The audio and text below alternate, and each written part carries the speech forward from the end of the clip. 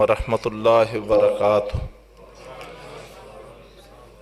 الحمدللہ والصلاة والسلام علی رسول اللہ وعلی آلہ واصحابہ اجمعین۔ اعوذ باللہ من الشیطان الرجیم، بسم اللہ الرحمن الرحیم۔ لقد کان لکم فی رسول اللہ اسوۃ حسنہ لمن کان یرجو اللہ والیوم الآخر وذکر اللہ کثیرا۔ محترم بھائیو، بڑی خوبصورت محفل ہے کہ جس میں اللہ تبارک و تعالیٰ کے پیارے حبیب جناب محمد کریم صلی اللہ علیہ وسلم کا تذکرہ ہو رہا ہے۔ آپ صلی اللہ علیہ وسلم کے فضائل اور مناقب بیان ہو رہے ہیں، اور آپ صلی اللہ علیہ وسلم کو اللہ تبارک و تعالیٰ نے کن عظیم خوبیوں سے نوازا تھا ان کا ذکر ہو رہا ہے۔ اللہ ہم سب کو اپنے پیارے حبیب کی محبت بھی عطا فرمائے، ان کی رفاقت بھی عطا فرمائے، اور ان کی اطاعت اور اتباع کرنے کی بھی توفیق عطا فرمائے۔ میں نے ایک حدیث کا انتخاب کیا ہے اور انشاءاللہ اسی کو بنیاد بنا کے چند معروضات آپ کے سامنے پیش کروں گا۔ یہ صحیح مسلم میں حدیث ہے۔ سیدنا انس بن مالک رضی اللہ عنہ، یہ کون ہے؟ خادم رسول، بچے تھے 10 سال کے جب ان کی والدہ ماجدہ نے ان کو ہاتھ سے پکڑا، اور نبی کریم صلی اللہ علیہ وسلم ابھی ہجرت کر کے مدینہ پہنچے تھے کہ انس کی والدہ اپنے بیٹے انس کو لیتی ہیں اور خدمت نبوی میں حاضر ہوتی ہیں اور عرض کرتی ہیں کہ اللہ کے رسول، آپ اللہ کے حبیب ہیں، آپ اللہ کے برگزیدہ بندے ہیں، تو میں یہ اپنا بچہ لے کے آئی ہوں، میں چاہتی ہوں کہ ساری عمر یہ میرا بچہ آپ کی خدمت کرے، آپ کا خادم بنے، تو آپ کی خدمت کے لیے میں اپنے بیٹے کو وقف کرنے کے لیے آئی ہوں۔ تو یہ انس ہیں جنہوں نے پھر 10 سال اللہ کے رسول صلی اللہ علیہ وسلم کی خدمت کی ہے۔ وہ بیان کرتے ہیں اور کیا فرماتے ہیں؟ فرماتے ہیں میں نے رسول اللہ صلی اللہ علیہ وسلم میں 3 ایسی خوبیاں دیکھیں جو کائنات میں اللہ تبارک و تعالیٰ نے نہ کسی پیر کو، نہ پیغمبر کو، نہ ولی کو، نہ بزرگ کو، نہ بڑے کو، نہ چھوٹے کو، نہ امیر کو، نہ غریب کو، کسی کو یہ 3 خوبیاں عطا نہیں فرمائیں جو 3 خوبیاں اللہ نے پیارے پیغمبر صلی اللہ علیہ وسلم کو عطا فرمائیں۔ تو 3 خوبیوں کا وہ تذکرہ کرتے ہیں۔ پہلی خوبی کہتے ہیں آج تک کسی ماں نے ایسا بیٹا جنا نہیں ہے اور نہ قیامت تک ہوگا جو ہمارے پیارے پیغمبر سے زیادہ خوبصورت ہو۔ حسن، خوبصورتی، کہتے ہیں پوری کائنات میں سب سے زیادہ اللہ نے کسی کو خوبصورت پیدا کیا تو وہ ہمارے پیارے نبی جناب محمد کریم صلی اللہ علیہ وسلم، اور اسی کا تذکرہ سیدنا حسان بن ثابت نے بھی کیا۔ وَأَحْسَنُ مِنْكَ لَمْ تَرَ قَطُّ عَيْنٍ وَأَجْمَلَ مِنْكَ لَمْ تَلِدِ النِّسَاءُ۔ حسان کہتے ہیں کہ آج تک آپ سے زیادہ خوبصورت کسی آنکھ نے دیکھا نہیں ہے، اور آپ سے زیادہ خوب روح کسی ماں نے آج تک جنا ہی نہیں ہے۔ کہتے ہیں میں تو یہ سمجھتا ہوں کہ جیسے جیسے آپ اللہ تبارک تعالیٰ کو کہتے گئے کہ یا اللہ مجھے ایسا بنا دے، مجھے ایسا بنا دے، آپ کہتے گئے اور اللہ تبارک تعالیٰ اسی طرح آپ کو بناتا چلا گیا۔ تو پہلی خوبی کہ اس کائنات میں سب سے زیادہ خوبصورت ہمارے پیارے پیغمبر صلی اللہ علیہ وسلم. جابر رضی اللہ عنہ کہتے ہیں کہ ایک رات 14ویں رات تھی، اور آپ جانتے ہیں 14ویں رات کو چاند سب سے زیادہ روشن ہوتا ہے. تو 14ویں رات تھی، ایک طرف چاند جگمگا رہا تھا اور دوسری طرف بار بار میں رسول اکرم صلی اللہ علیہ وسلم کے چہرہ پر انوار کو دیکھ رہا تھا. کہتے میں بار بار دیکھتا گیا، بالآخر میں اس فیصلے پر پہنچا کہ 14ویں رات کے چاند میں کچھ ایسے آثار موجود ہیں، ایسے نشانات موجود ہیں، ایسے داغ موجود ہیں. 14ویں رات کا چاند بھی میرے پیارے پیغمبر صلی اللہ علیہ وسلم کے حسن اور خوبصورتی کا مقابلہ کر سکتا نہیں کر سکتا. تو حسن میں، خوبصورتی میں اللہ تبارک و تعالیٰ نے آپ کو کل کائنات میں سب سے اعلیٰ و افضل بنایا. اور دوسرا فرماتے ہیں، دوسری خوبی جس میں پوری کائنات میں کوئی آپ کا مقابلہ نہیں کر سکتا، وہ انس رضی اللہ عنہ کہتے ہیں وہ ہے سخاوت. کہتے ہیں آپ سے بڑا سخی نہ اس دنیا میں کوئی آیا ہے اور نہ آئے گا. آپ اس کائنات میں سب سے زیادہ سخاوت کرنے والے ہیں، اپنا مال اللہ کے راستے میں لٹا دینے والے. 13 سال مکے میں رہے اور 10 سال مدینے میں، یہ 23 سال تو نبوت کی زندگی ہے. لیکن نبوت ملنے سے پہلے انسان میں کچھ فطری خوبیاں موجود ہوتی ہیں جو ابتدا سے اس کے اندر پنہا ہوتی ہیں اور وقت کے ساتھ ساتھ ان میں اور زیادہ جلا پیدا ہوتی ہے. تو آج آپ صلی اللہ علیہ وسلم کو نبوت ملی ہے اور آپ غار سے اتر کے گھر تشریف لائے ہیں. سیدہ خدیجہ رضی اللہ عنہ کو خبر دی ہے کہ مجھے اللہ تبارک و تعالیٰ نے اپنی رسالت اور نبوت کے لیے مجھے اللہ تبارک و تعالیٰ نے منتخب کر لیا ہے. خدیجہ یہ بہت بڑا بوجھ ہے جو میرے اوپر ڈل گیا ہے، میں اس بوجھ تلے دبا جا رہا ہوں، میرے پسینے چھوٹ رہے ہیں، مجھے ایسے لگ رہا ہے جیسے بخار اور کپ کپی ہو رہی ہے. تو اس موقع پر حالانکہ پہلے تو آپ نبی نہیں تھے، تو سیدہ خدیجہ رضی اللہ عنہ نے، زوجہ محترمہ، 15 سال گزر گئے تھے ان کو آپ کی رفاقت میں، آپ کی زوجیت میں رہتے ہوئے.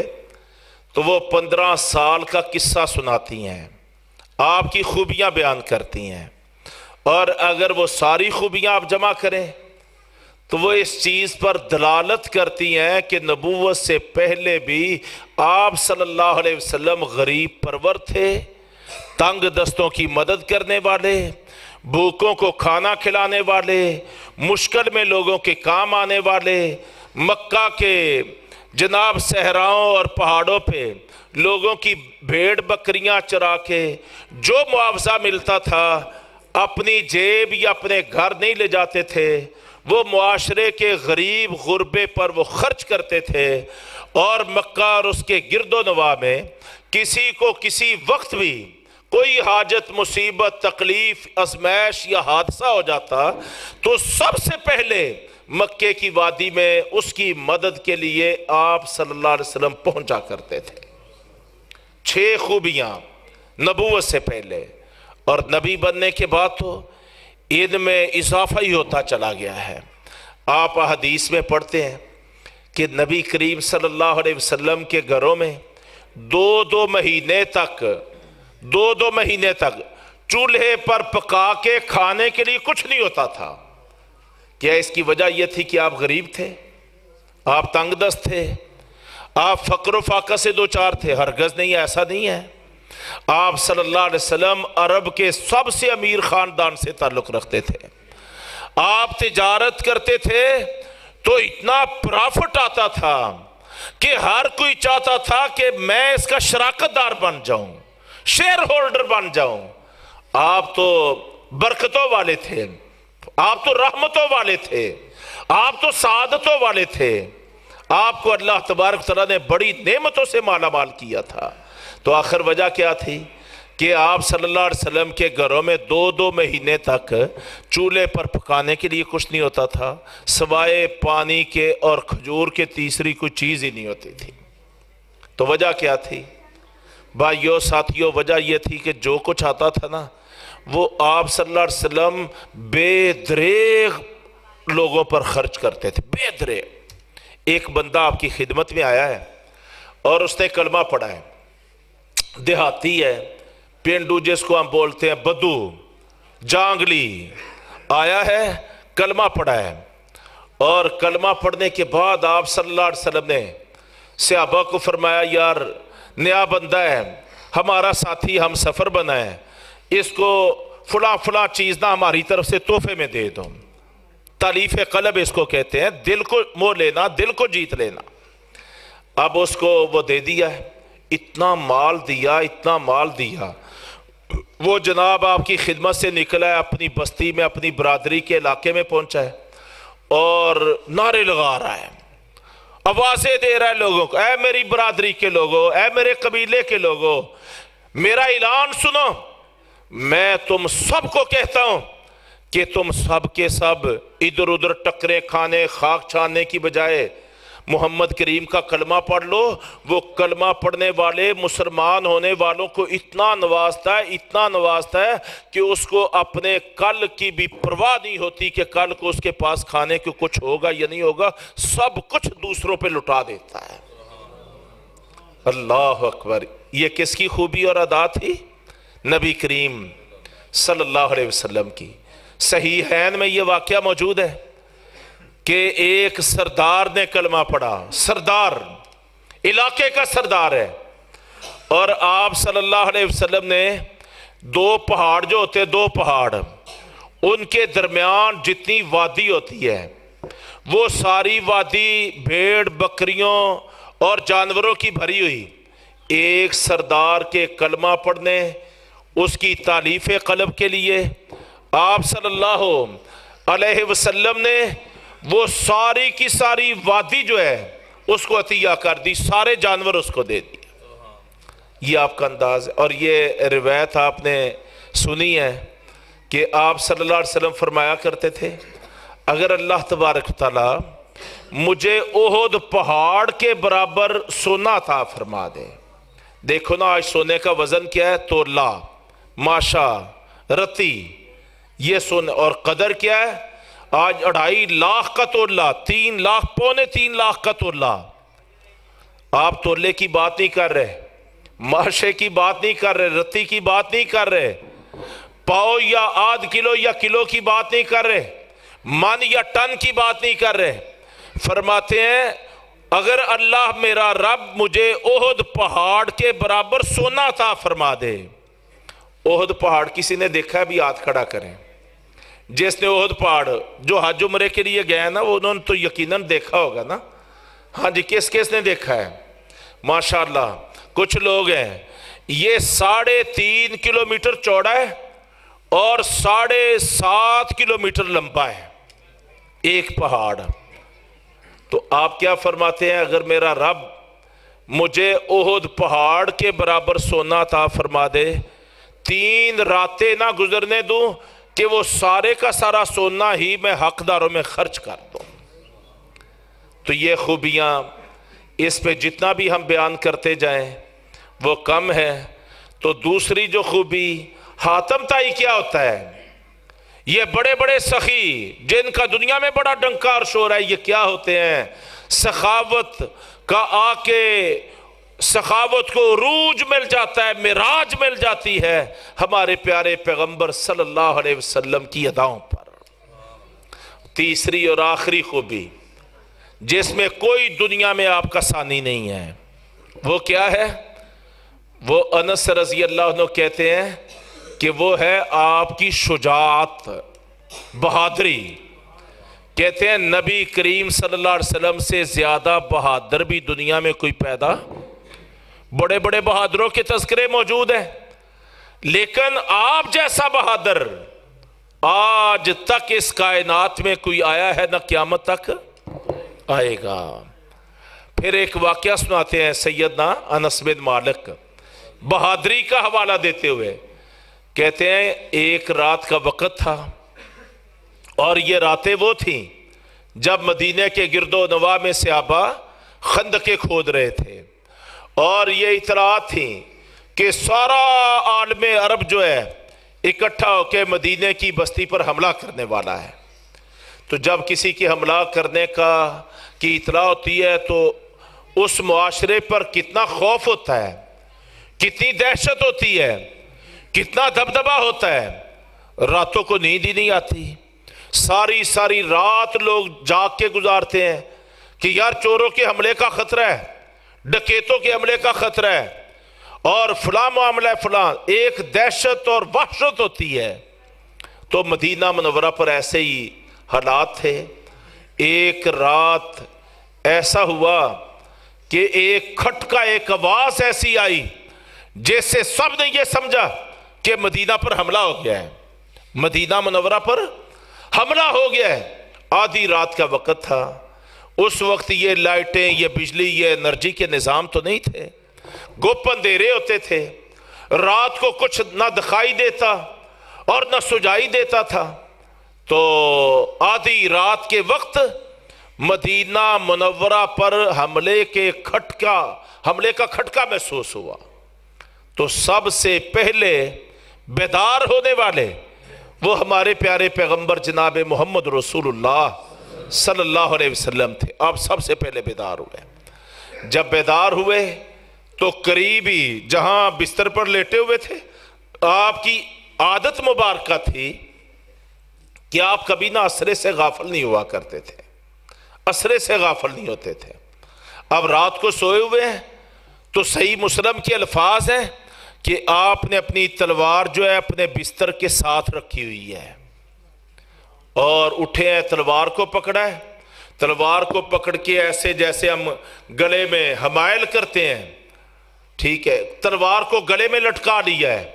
قریب ابو طلحہ انصاری رضی اللہ عنہ کا گھوڑا بندھا ہوا تھا، اور یہ مدینے کا سب سے تیز رفتار گھوڑا تھا، سب سے تیز رفتار گھوڑا، پڑا ہوا تیز رفتار، قریب بندھا ہوا تھا۔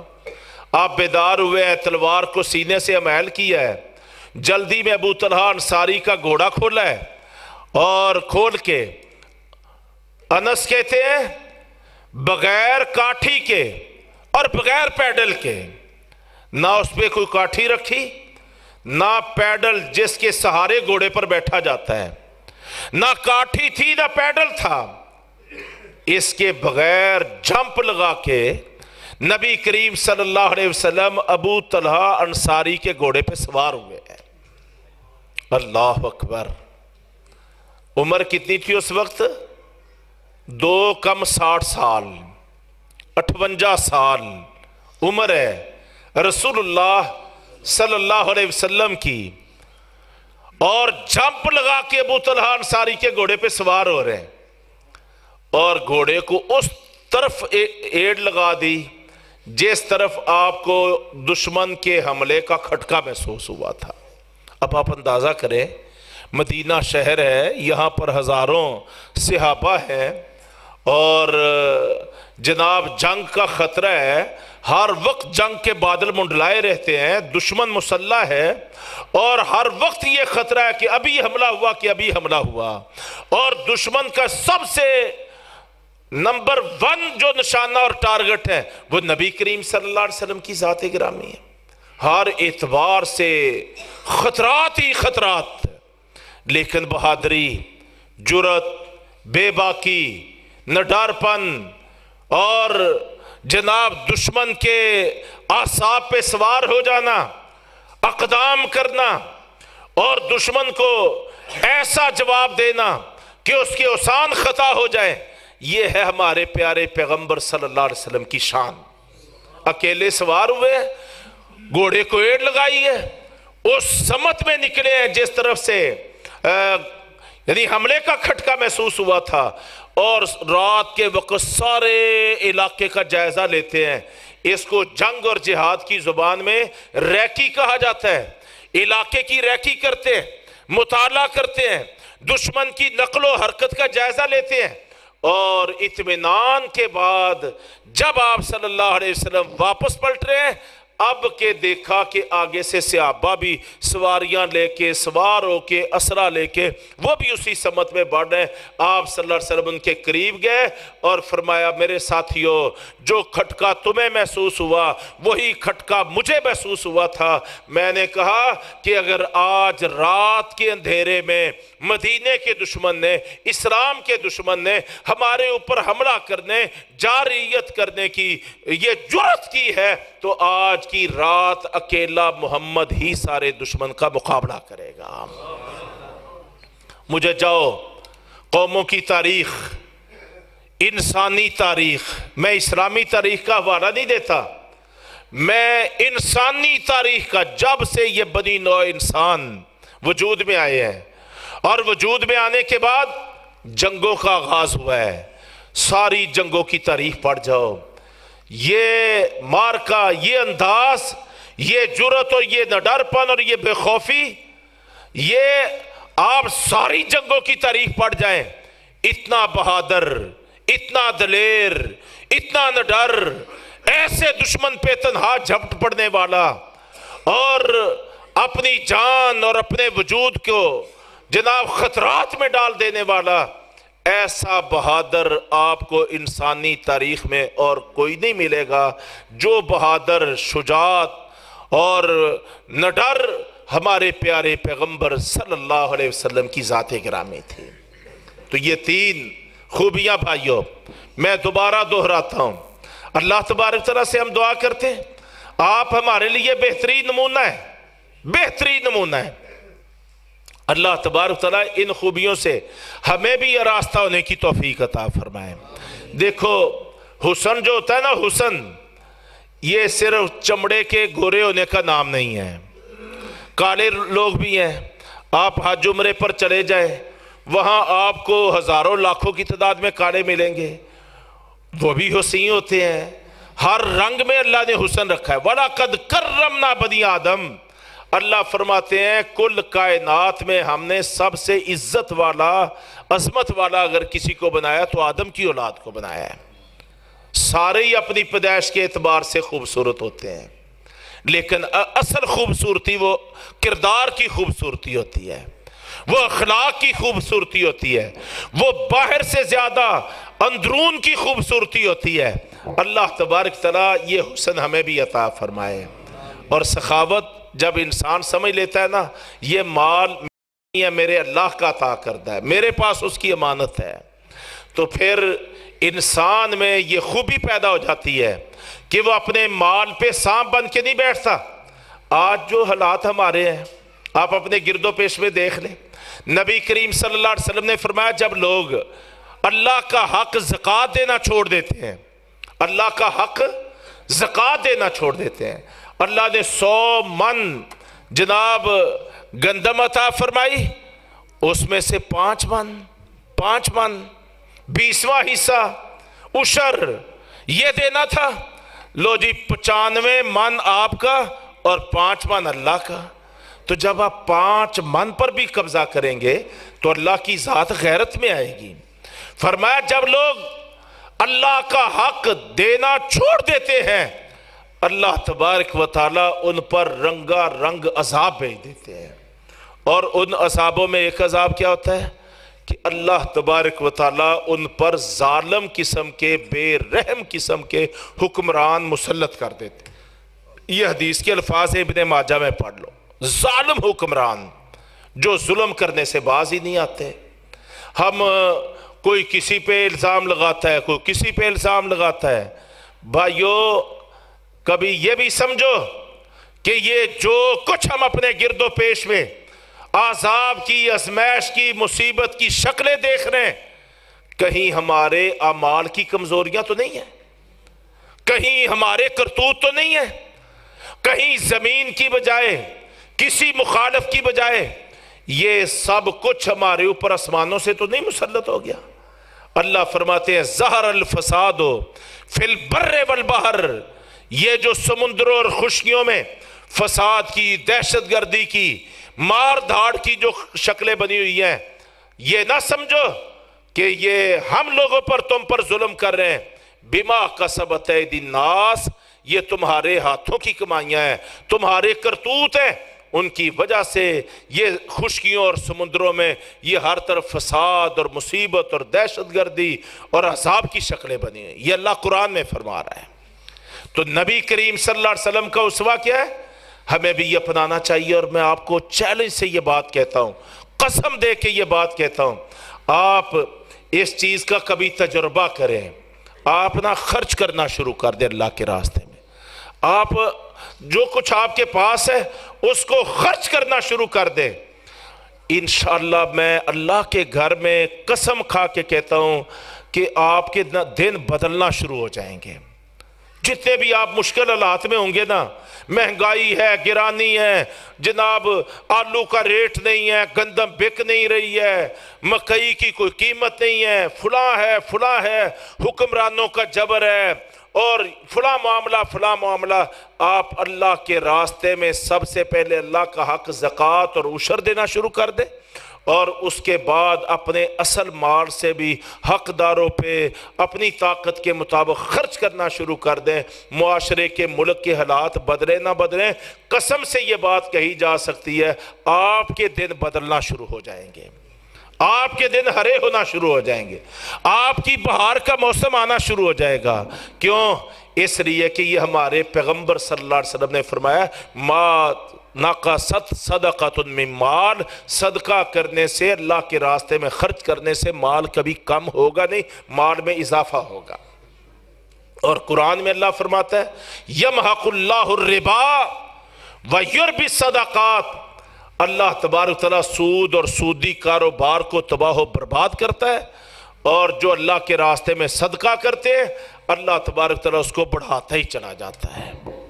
تو یہ خوبی ہمیں اپنانی چاہیے۔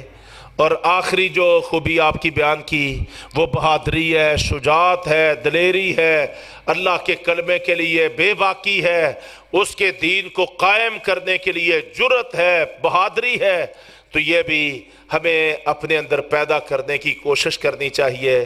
میں نے ایک حدیث کو بنیاد بنا کے یہ چند معروضات آپ بھائیوں کے سامنے پیش کی ہیں۔ میں اللہ رب کریم سے دعا کرتا ہوں کہ یا اللہ اس بستی کو امن والی بستی بنا دے، اس کے رہنے والوں کو صحت بھی عطا فرما دے، سلامتی بھی عطا فرما دے، امن بھی عطا فرما دے، جان مال عزت وقار کی برکتیں بھی عطا فرما دے، اور اے اللہ ان کی دنیا بھی بنا دے اور ان کی آخرت بھی سجا دے، ہمارے بیماروں کو شفا عطا فرما دے، ہمارے فوت شدگان کی مغفرت فرما دے، اے اللہ کشمیر کے مظلوم مسلمانوں کی مدد فرما دے، فلسطین کے مظلوم مسلمانوں کی نصرت فرما دے، اے اللہ اسلام کی اور اہل اسلام کی مدد فرما، اور کفر اور شرک کو تباہ و برباد فرما، اور اے اللہ جن بھائیوں نے یہ خوبصورت پروگرام اس کا انعقاد کیا ہے اور آج کے پروگرام میں تیرے پیارے پیغمبر کا تذکرہ کیا ہے کہ تیرے نبی کے تذکرے سے تو سارا قرآن بھرا پڑا ہے، اے اللہ جن بھائیوں نے علماء کرام نے یہ تذکرہ کیا، بھائیوں نے سنا، بہنوں نے سنا، بچوں نے سنا، اے اللہ ہم سب کو اسوہ محمدی پر عمل پیرا ہونے کی توفیق بھی عطا فرما دے، اور دنیا کی کامیابیاں بھی اور آخرت کی کامرانیاں بھی عطا فرما دے۔ وما علینا الا البلاغ۔ السلام علیکم ورحمۃ اللہ وبرکاتہ۔ ایران آئے صدا کر چلے ویڈیو محمد بوٹا BS YouTube چینل سے آپ کو آج کی تقریر ملے گی۔ اللہ تعالیٰ